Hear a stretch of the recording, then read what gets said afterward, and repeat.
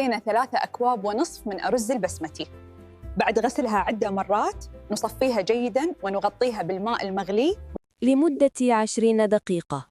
ثم نضع طنجرة على النار، بها ربع كوب من الزيت مع معلقة كبيرة من السمن، ونضيف الفلفل الأسود صحيح والليمون الجاف وأعواد القرفة والورق اللورة مع بصلة صغيرة مبشورة ومعلقة كبيرة ملح ومعلقة صغيرة هيل مطحون.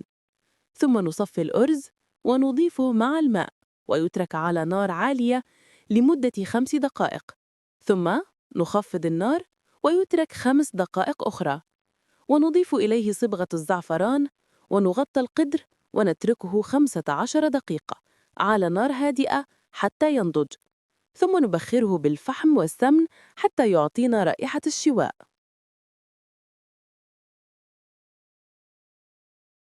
بعد أن سكبنا الأرز